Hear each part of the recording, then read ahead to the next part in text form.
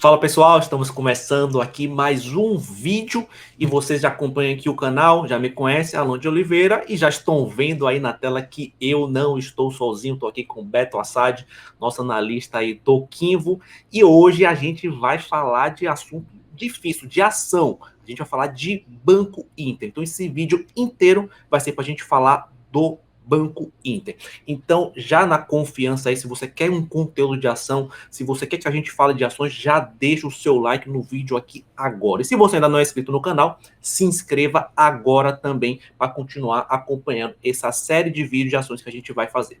E para começar o vídeo falando de Banco Inter, tenho que começar falando que eu, neste exato momento que estou gravando esse vídeo, tenho uma posição short, uma posição vendida no Banco Inter. Porém, acabou de sair o resultado do Banco Inter. A gente vai comentar aqui alguns aspectos gerais e vamos saber aí se realmente a minha visão mudou, o que é que mudou, como é que vai estar. Então, se você quer saber tudo sobre o Banco Inter, assista esse vídeo até o final. Bom, o resultado do Banco Inter saiu e o resultado, posso falar que não é o resultado excelente, o melhor resultado de todos, mas foi um bom resultado. O Banco Inter apresentou lucro.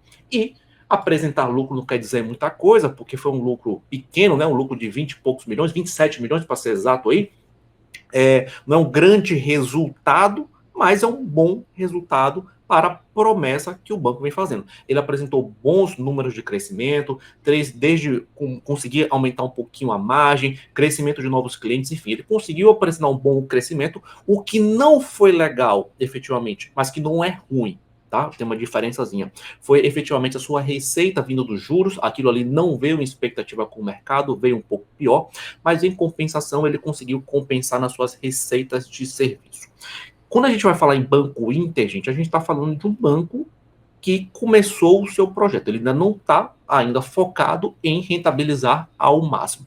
Se a gente comparar a rentabilidade dele com outros bancos, a gente não vai ter nem como brigar. Comparar com um grande banco como Itaú, como o Bradesco, como o Banco do Brasil, a gente não tem nem como brincar. A gente está fazendo uma análise da perspectiva futura desse tipo de empresa. E no cenário atual, a empresa está focada em crescimento para lucrar amanhã. Essa é a ideia. Então, o que a gente olha? O que eu gosto de olhar? Eu gosto de olhar o seu resultado operacional. Como é que está despesas pessoais? Como é que ela está gastando? Ela consegue gerar o lucro operacional? Se eu pegar o serviço dela, se eu pegar a receita dela hoje, só pegar os custos de despesa administrativa, despesas pessoais, ela está em linha com a receita da empresa ou não? Eu tenho uma despesa operacional tão grande e a receita lá embaixo. E eu tenho que falar que nesse ponto o Banco Inter é lindo, porque ele tem uma despesa operacional muito em linha com sua receita, ou seja, mostra que o negócio, tirando a parte do investimento, é um negócio sim que pode dar bastante dinheiro. Então a gente vai nas despesas, a gente vai nas despesas administrativas, a gente vai ver o resultado operacional, o resultado da operação do Banco Inter, a sua receita do serviço, tudo que ele consegue gerar ali, e é bem compatível. Ou seja, se a gente tirar os investimentos, tirar a tentativa de crescer, a gente pode falar que o Banco Inter é um banco bem interessante. Então, ele é muito sólido nessa parte do operacional, é um ponto bem positivo com relação ao Banco Inter. Talan, você falou aí que nisso é bom o Banco Inter, mas e aí? O que você achou do resultado? Eu achei que o resultado é bom e me preocupa um pouco a mim por estar shorteado, porque o resultado para mim foi bom. O que a gente tem que analisar? Qual é o case do Banco Inter, gente? O Banco Inter, hoje, ele está competindo contra os bancos, mas ele está crescendo. Hoje o Banco Inter são, deixa eu ver aqui exatamente, foram 18 milhões aí, 600 de clientes que ele tem até o momento, o que é um número bem relevante, um número bem interessante. O lance é como ele extrai dinheiro desses clientes. Existe aí um indicador, e eu não quero complicar, eu quero que fique tudo muito claro para vocês aqui nesse vídeo, que é a receita média por cliente. Quanto cada cliente deixa de receita no Banco Inter, e eu vou comparar isso com o Itaú, com o Bradesco, com os outros bancos, tá? Então, no ano passado, de 2021, a gente pega toda a receita ali do Banco Inter e divide pelo número de clientes. E a gente vai ter essa receita média ali que cada cliente deixou. E a média do Banco Inter em 2021 foi algo na casa dos R$ 130, R$ 135 por cliente deixou de receita. Quando a gente vai para um bancão como Itaú, isso está na casa dos R$ 2.000. Ou seja, os bancões sabem rentabilizar muito mais o cliente. Porém, se você entende que o Banco Inter está só começando, que vai expandir sua carteira de crédito, que vai expandir o seu serviço, que vai conseguir rentabilizar mais o seu cliente, a gente vê uma distância muito grande. Então a gente vê os bancos grandes com uma renda mensal aqui, uma receita mensal do cliente muito grande, e o Banco Inter aqui embaixo. Eu acredito que no longo prazo essa distância vai diminuir. Não acredito que o Banco Inter vai conseguir rentabilizar os seus clientes como o Itaú, como os grandes bancos. Ainda não, isso vai demorar bastante, mas no longo prazo eu vejo essa distância diminuir. A receita mensal de cada cliente do Banco Inter ficar mais próxima dos grandes bancos. Então, se você acredita aí que é possível o Banco Inter conseguir rentabilizar do cliente um quarto, um quinto do que o Itaú cobra hoje, bom, a gente vai ver essa receita multiplicando x4, x5. E se a gente vê isso, a gente vai ter um banco barato hoje.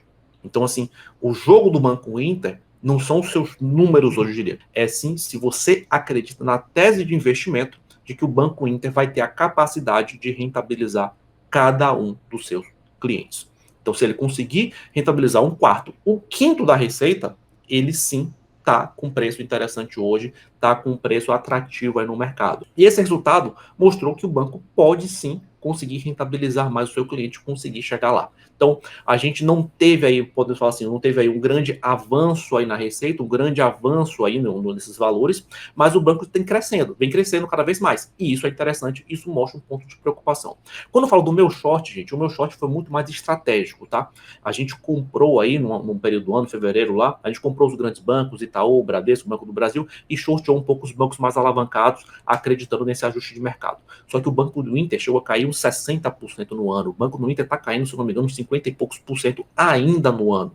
Então o Banco Inter é um banco que ficou bem atrativo nos preços atuais. Se você pensar que ele vai conseguir ser competitivo, que ele vai conseguir aumentar a receita dos seus clientes. Aí sim, então você vai olhar o PL hoje do banco, ele está pagando 300 vezes o lucro, porque o lucro dele é pífio. Mas se ele conseguir rentabilizar, aumentar essa receita x5, x4, bom, aí você pode esperar sim que a gente está negociando hoje um banco com múltiplos bem atrativos aí no mercado. E eu quero saber tecnicamente agora, Betão, eu quero saber é compra de Banco Inter, qual hora de comprar, é para botar a ficha do game, como é que tá aí na sua visão o Banco Inter, pensando aí no prazo menor? Vamos lá, Alan, vamos lá. Eu vou dar uma geralzona legal aqui para quem estiver acompanhando, né, com a gente. Eu vou passar com vocês gráfico mensal, semanal e diário para a gente fazer uma análise assim bem minuciosa, né, da situação do papel. E vocês vão ver que graficamente, né, essa posição vendida do Alan se sustentou, tem muita sustentação técnica, digamos assim, durante um bom tempo. Mas realmente começa agora, a gente vai dar uma olhada, começa agora já a mostrar um sinal de enfraquecimento essa venda quando a gente fala dos gráficos. Vamos passar para ele aqui. Aqui, gente, a gente está com o gráfico mensal, tá, do Banco Inter. A gente tem o que? O ativo veio trabalhando, né, desde aqui do seu topo, sua máxima histórica. Eu estou analisando o BID 11, tá? O ativo vem desde julho, onde fez sua máxima histórica, trabalhando dentro do que? O que a gente chama de um canalzinho estreito de baixa, né? Tudo bem que no gráfico mensal um canal estreito não é tão estreito assim, a amplitude chega a ser muito alta. Mas a gente vê que realmente todas as altas, né, ele mal conseguiu romper altas mensais, na verdade, desde que ele começou a cair, ele teve um rompimento de máxima mensal apenas, que foi agora em abril, para depois ter uma queda muito forte. Né? O mês de abril fechou com uma queda de 28,44%. Ele vai nesse mês, né, depois de ter voltado a testar a base de baixo do canal, vai tentando, por enquanto, fazer um desenho aí que pode, né, se continuar um movimento de alta interessante, pode se transformar de repente até num martelo de alta, já que a gente tem uma sombra inferior, testando essa parte de baixo. Ele vai trabalhando próximo da abertura, por enquanto vai mais, lembrando para a gente um doji, para quem entende das nomenclaturas aí da análise técnica, para quem não sabe o que é um doji. É um candle como esse aqui, por exemplo, no qual ele abre e fecha perto da mesma região, deixando sombra para baixo, para cima, indicando o quê? Indefinição, né? Pelo menos naquele período sendo analisado. O mercado não sabe muito para onde vai, porque ele vai para baixo, vai para cima e acaba fechando na mesma localização que abriu. Então mostra bastante briga entre comprados e vendidos. Então a gente vem trabalhando dentro desse canal de baixa, quando a gente olha então o gráfico mensal. Para quem estaria acompanhando, quero fazer um investimento só com base no gráfico mensal, tecnicamente o ideal seria esperar, deixa eu até afastar aqui para ficar mais fácil, seria esperar um rompimento, né, desse canal para cima, de repente esperar um pullback para pensar em entrar. Só que no gráfico mensal é mais difícil de pegar essas entradas, né? Me chama a atenção que essa mínima dele veio trabalhar numa região de suporte lá de 2019, tá? Pode estar se segurando nessa faixa. Se continuar o movimento de queda, a gente deve buscar, se ela quiser manter nessa posição vendida, ele continuar o movimento de queda, a gente tem um fundo lá de 2020, né, no auge da pandemia, lá perto dos 6,50. Se vai lá, não faço a menor ideia, a gente não tem bola de cristal, né? A gente tenta antever o que o mercado vai fazer com base na movimentação. Enquanto ele continuar trabalhando dentro desse canal de queda, tem chance sim de buscar lá. Se vai, é outra história. Deixando um gráfico um pouquinho mais curto, mas não tão curto assim, a gente vem para o gráfico semanal, a gente vê que o ativo até hoje não tem, né, ainda média de 200 períodos plotada, ou seja, ainda é um ativo relativamente jovem, né, ainda mais quando a gente fala em gráficos mais longos. Vou tirar a linha de canal aqui. O que a gente vê, então, trabalhando com as duas médias que eu mais gosto? Uma tendência forte e clara de baixa, né, aqui em BID 11, seja por topos e fundos descendentes, a gente vê que ele engatou um zigue-zague descendente perfeito, né, seja também pelo alinhamento das médias. E a gente vê que assim que ele começou a fazer o seu pivô, ele começou a respeitar muito, né, a média de 8 períodos. Todas as vezes que ele bateu na média de 8 períodos, ela deu pontos interessantes de venda. Se eu tivesse, para quem me acompanha, eu gosto de operar tendência, eu teria buscado sempre operações, depois que ele fez esse pivô de baixa aqui, teria buscado operações sempre que ele retornava às médias, teria buscado venda, por exemplo, perto dessa região, perdendo essa mínima. Última venda, que seria uma venda tecnicamente muito bonita, seria a perda desse candle aqui, a mínima desse candle aqui, que foi na semana lá de 11 de abril, tá? Quando perdeu essa mínima aqui, poderia pensar numa nova entrada. Porém, o que ele já começa a me chamar um pouco a atenção, né? O possível cansaço dessa queda. O candle da semana passada, ele indica uma tentativa dos compradores de reassumirem, né, o controle da situação. Isso aqui é o que a gente chama de um engolfo de alta, né? A gente abriu abaixo da mínima, não chegamos a fechar acima da máxima do candle anterior, mas a gente vê que foi um candle com muita força compradora e um volume interessante, né? Foi o volume mais alto das últimas 5 semanas, quando a gente considera, mas ainda abaixo da média histórica do papel. Por que me chama a atenção para um possível cansaço essa queda? Quando a gente vê nesse primeiro fundo, né, quando o papel iniciou esse movimento de queda, a primeira pernada mais forte de baixo, a gente vê que o nosso índice de força relativa aqui chegou lá perto dos 20,30. Quando ele chega muito próximo dos 20, abaixo dos 20, quando eu começo a buscar também no ativo possíveis sinais aqui de reversão. Não quer dizer que qualquer momento que o ativo for bater abaixo de 20 eu vou buscar compra. Não, eu gosto de buscar aqueles sinais de divergência. E o que a gente tem aqui no ativo desde então? Ele vem trabalhando com a sua perna de queda dentro daquele canal que a gente vinha falando, mas no seu IFR, né, desde lá de outubro, ele já vem querendo mostrar uma possível divergência de alta. E, como eu falo para vocês, eu gosto da divergência de 3 pontos. Quando depois dele chegar num nível sobrevendido, ele vem pelo menos fazer 3 fundos mais altos com sinais interessantes assim, que possam indicar uma possível reversão. E aí o que acontece? Ele fez isso agora nesse gráfico semanal. Aparece essa divergência aqui pra gente, depois de 3 tentativas de continuar caindo, com o IFR subindo e com um sinal de candle de reversão. Isso aqui é um sinal de reversão. Então, pode ser sim que a gente tenha uma retomada no movimento, né, de alta. Agora, vai acontecer? O momento econômico é muito complicado, né? Mas se trata de um banco, vem com números aí, como o Alan pontuou, interessantes, apesar de não estar tão bons como ele gostaria, digamos assim, de ver. Se bem que, como ele está shorteado, talvez até ajude, né, se for para o papel continuar caindo. Mas aqui é um sinal interessante para quem é mais agressivo, pegando essas 3 pontas aqui da queda, digamos assim, né? A gente pode de repente ver uma retomada do movimento de alta. Para quem quiser ser mais minucioso ainda, a gente vem para o gráfico diário, tá? E aí o que ele começa a mostrar para a gente no gráfico diário? Ele tem uma tentativa de passar para cima da média de 21 períodos. Aí a gente já tem a média de 8 períodos aqui, ó, bem inclinada no gráfico diário, tá? O que eu gostaria de ver, se for para a gente ser então o mais, digamos assim, específico possível para pensar numa entrada. Se ele conseguir abrir ainda mais distância nesse movimento de alta aqui, ganhando, né, a média de 21 períodos também, e a gente tem um cruzamento da média de 8 períodos para cima da média de 21, eu esperaria um pullback, o respeito, né, dessa média, para aí sim a gente pensar numa entrada que eu considero mais seguro.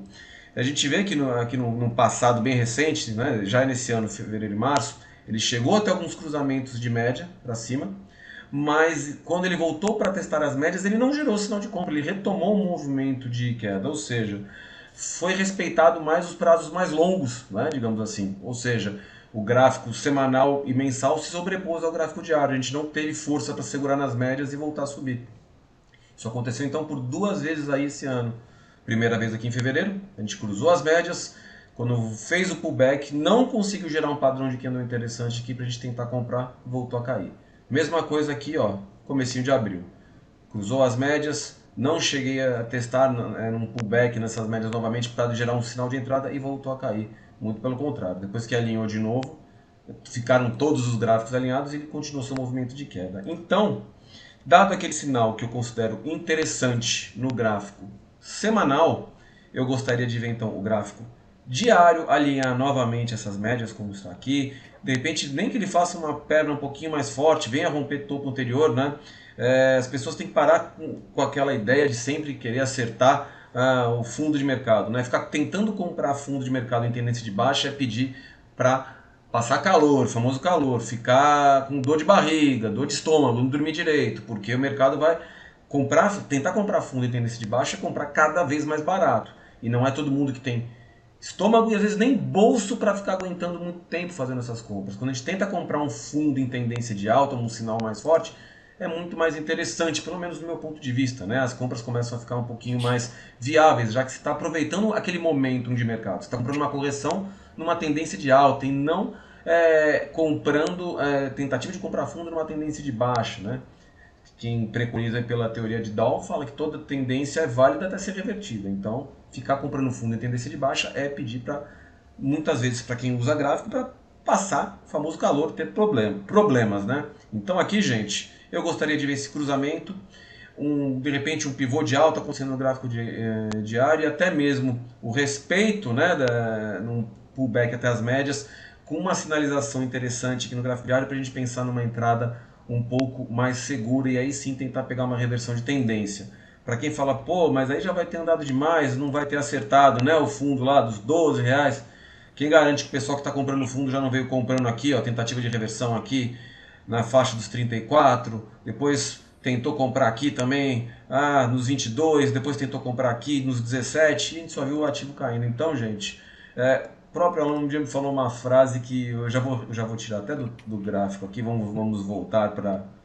O aluno um dia me falou uma frase que ficou marcada para mim, que eu achei bem interessante, né? Às vezes o ativo está tão barato, que a gente prefere comprar ele quando ele estiver mais caro, né? Justamente o que isso quer dizer, gente? Às vezes o ativo está muito mais barato porque os seus fundamentos não indicam o porquê dele ficar melhor, dele estar num ponto interessante de compra. Às vezes, quando ele fica mais caro, ele começa a mostrar pra gente que seus fundamentos estão melhorando, e aí sim vale a pena entrar, né? Existem milhares e milhares de exemplos de ativos que ficam baratos demais e não deixam de ficar baratos, vão ficando cada vez mais baratos. E aí, o que poderia ser uma oportunidade para o investidor vira um grande pesadelo a longo prazo, né? Então, o barato, ele pode ser barato desde que você entenda dos fundamentos e do momento do que está acontecendo no mercado. Então, a gente tem um cuidado. Às vezes é melhor esperar realmente um movimento se firmar, né? Te dar sinais mais, seja técnicos, seja até fundamentalistas, né? Ou a junção dos dois, que é algo que eu adoro, inclusive, para você fazer uma compra mais certeira do que ficar tentando acertar na base da sorte quando o mercado vai parar de cair. Pegando o gancho dessa frase aí, é interessante esse ponto que muita gente vai esperar a empresa mostrar primeiro para que veio para comprar. Então você vai ter um movimento de gente que vai antecipar. Eu diria que o pessoal que já está comprando o Banco Inter, ele está antecipando uma possível melhora mais à frente. Vai ter gente que só vai comprar quando começar a ver isso de forma concreta, quando ela divulgar um resultado com números muito mais atrativos. E, às vezes, é melhor comprar nessa segunda leva, principalmente porque a gente não precisa arriscar tanto de tentar acertar o buraco ali. Então, vamos ver o resultado e vamos comprar mais na frente, quando tiver efetivamente consolidado ali aquela perspectiva, já está um pouco mais clara. E se a gente comprar no início do movimento, ainda tem muito espaço para andar, a gente não pode ser o último a comprar, né? Mas se a gente pegar logo no início do movimento, a gente pode conseguir. Um exemplo disso, posso falar da Cielo, que é um papel que a gente teve vendido aí no ano passado e nós estamos comprados hoje. Então, assim, o que a gente não gosta durante o tempo pode ficar barato, o mercado começa a mostrar interesse por aquela empresa e a gente vai junto. Então, não é apego à ideia, sim apego ao mercado. O que ele quer, o que o mercado está achando interessante hoje. O que está barato pode ficar mais barato e o que está caro pode ficar mais caro. Mas uma hora esse jogo muda aí. Agora uma pergunta aqui para a gente fechar o vídeo, Betão. É hora de comprar Banco Inter ou vamos ficar de olho aí tecnicamente esperar um melhor momento? Quer dizer, compra agora ou não é? Para quem, vamos lá, não tirando, não tirando, né, ficando em cima do muro, não, vamos lá. Para quem estiver usando o gráfico semanal, dá para ser um pouquinho mais agressivo pela formação que ele fez, mas se for entrar, eu cairia fora se ele voltar a fechar abaixo da mínima do ano, aí perder novamente a mínima do gráfico do candle que ele formou na semana passada.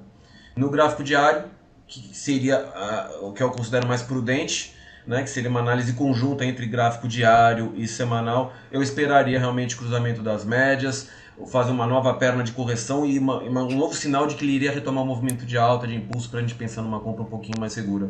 Para aí sim garantir que as médias cruzaram, resolveram ficar daquela maneira, indicando. Para o pessoal que não entende, mas o que tem a ver cruzamento de média? Uma média mais curta com uma média mais longa simplesmente significa o momento, a força de mercado, a direção para a qual ele está indo. Quando você tem uma média que está acima, uma média mais curta, no caso de 8 períodos, que está acima da média de 21 períodos, e quando o ativo volta àquela região, ele se segura lá e volta a subir, mantendo as médias alinhadas dessa maneira, significa força e direção para o mercado. Por isso que eu gosto muito de utilizar essa questão das médias. A gente viu as duas tentativas de cruzamento que não deram certo, mas pelo menos assim, elas não me geraram entradas ruins, erradas, né? Tipo, entradas falsas. Como muita gente gosta de operar só cruzamento de média, algo muito antigo que era ensinado, né, na análise técnica, a Alan sabe disso, que hoje já caiu em desuso porque gera entradas atrasadas. Então, o ideal teve o cruzamento de média, espera um pullback, espera entrar uma força compradora legal, com volume, para aí a gente pensar realmente em retomar um movimento a favor dessa tendência, né? Então, assim, semanal, para quem for bem agressivo, dá para fazer entrada. Gráfico diário eu deixaria ainda no radar para confirmar esse sinal do semanal e pegar uma compra mais segura ou menos arriscada. Ótimo. Então é isso, pessoal. Eu acho que a gente deixou bem claro aqui nossas visões com relação ao Banco Inter.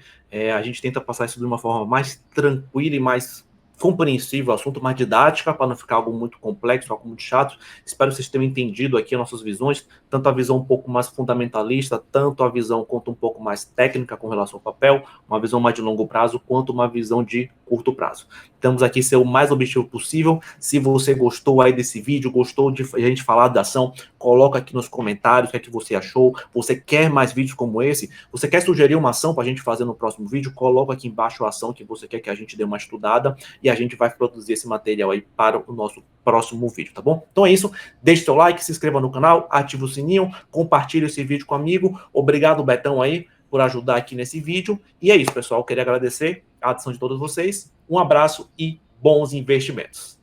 Valeu, gente. Abraço a todos. Valeu, Alan. Grande abraço. A gente se vê no próximo vídeo analisando a empresa que vocês pedirem ou mais uma que tiver aí em destaque para todos vocês, tá? Valeu, gente. Grande abraço.